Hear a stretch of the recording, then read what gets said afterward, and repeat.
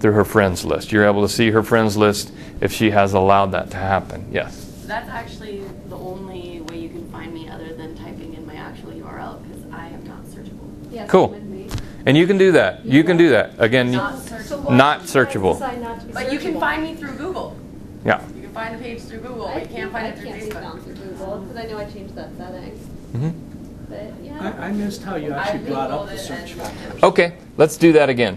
So let me back up. I started typing in John, and it came up, and then I'm going to come right down here to see more results. All you have to do. Okay, once you hit see more results, it brings up, is this what you're thinking about? And it brings you up about 5 results, and then you can begin to refine it, and it will give you more results, more people.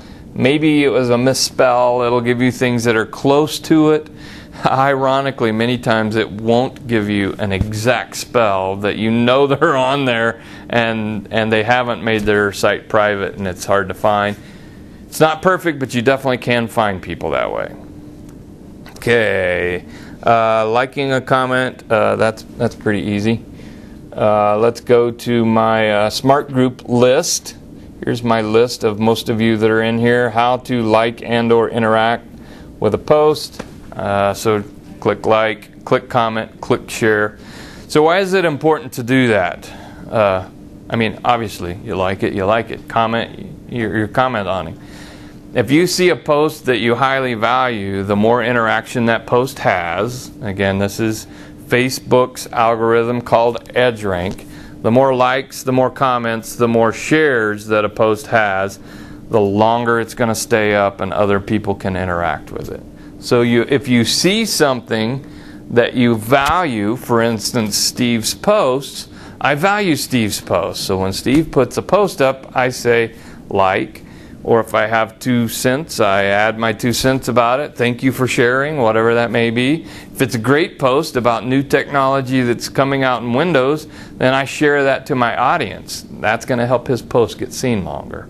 So I'm helping my friend, and sometimes friends help back. So we can help one another by interacting with one another, and that's why I created this list, so that I can go monitor who in the smart group is putting out content and what they're putting out, and I can help their content.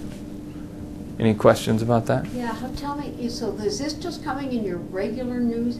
Okay, let me explain that. So once you create a list, see, post a link, search for list is almost there. Posting a video, search for friends. So we're 2 away from it. So let's talk about lists. Okay, we're going to talk about lists. So a list, when you find it on your page, is actually now listed under friends. This, if you see this, I can click on this.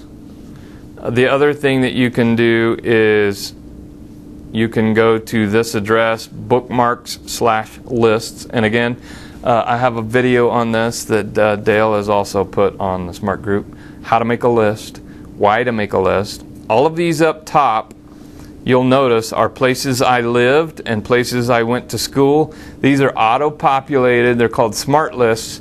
So whatever I've put into my profile, Facebook creates a list, and then as other people say they went to school at my school, it adds them, and we become friends, it adds them to that list automatically. So people that said they're my family and we connected as family are all in my family list. I don't use those a whole lot because I have my own lists. Everything from here down, you see that I even duplicated some of those lists because I'm adding people into them that city is my reference for them. They're from Colorado Springs, they're from wherever. And we didn't go to school there, but I'm putting them in that list because that's how I remember them and how I communicate with them. So I can go right here and create a list, and I can create any kind of list that I want. And what that is going to do, so I created the Smart Group list. Now my Smart Group list, I was selective, and if you notice as we get there on this list, see all. It is businesses, not people. So I'm not watching what you're putting out on your profile. I'm watching what are you putting out on your page.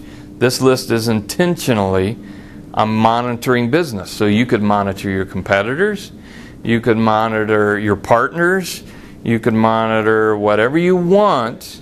And that's taking way too long to load, so I'm just going to hit finish. So what is in this feed, what is in here, is only from these people. So it filters out everything else. It's only the people on that list. So it's a great way to get a snapshot of friends, loved ones.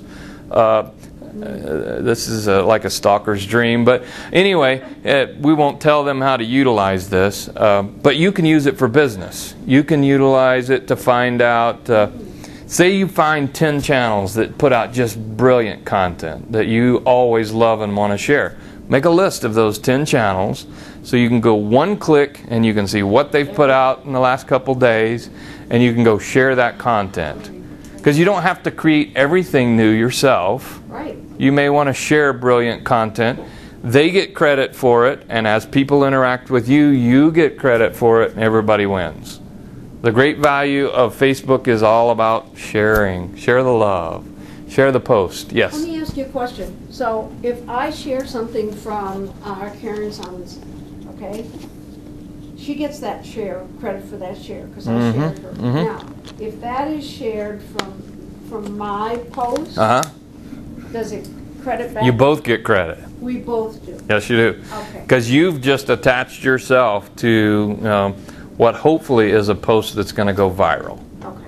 And I keep getting credit. It keeps giving me edge. Yes. As everybody keeps sharing it, and Yes. so does she get it. Yes. And the new people. The maximum edge rank always go back to where it originated. Yeah. So if you originated the content and it goes viral, you get maximum edge rank for that post. I've got some photos that are going on 3 weeks now that I'm still getting juice. Somebody commented on it again from somebody else's pages and shared it again, and I'm still getting edge rank from that. So you don't have to create it, but you can get benefit of edge rank both ways. One of the things I've been doing is like copying this picture, saving the image, then posting it fresh on mine, but giving her credit in the post. Yes, but better would be to to share. share it, because then she gets the credit she should get, and you're going to get some too. Great. So again, it's always going to go back to great content. People love, the better the content, the more interactive people are. And again, I won't do a whole, the next Facebook will spend a lot of time on edge rank and some more strategies as far as how it affects your audience and how it affects engagement. Consistency and great content are the two wins on Facebook. Put out content and occasionally put out something that's just really amazing, really amazing, and always, always, always, always, always include a picture. Don't put out a brilliant quote that you don't include a picture, because you just lost half your audience. So try to frame in your mind what image would look great with this quote, and then attach it. Find it on Google and attach it. People will see it more, they'll engage with it more, they will share it more if you do that. Or if you're really creative, take the quote and put it on the image, and then share it. Do you know a software that you can do that with? Instant.com. Yes. InstantMemes.com. Yes. And that's just free. You fill it in online. Yep. Instant Memes. Carolyn. Meme. Yeah. Absolutely. So that's one way to do it. Vary the way you do it, though, because sometimes you'll get more traction separate than you will together. Like any of the viral-y things, they're called memes. And so you can create your own. So you put a picture, you put up something that's your cat, you put up a quote for it, you created an instant meme. And so, get the white font on the bottom, that whole thing. If you want to be able to control where on the picture the words are going to go, though, you're probably going to want to do editing software. Like I use Picasa, which is Picasa. Oh, you can do it in Picasa? Yeah, you just add text, and you can decide where on the picture you want the text. You can move it around. Okay. We're, We do a bunch of different fonts. we're getting close to wrap up.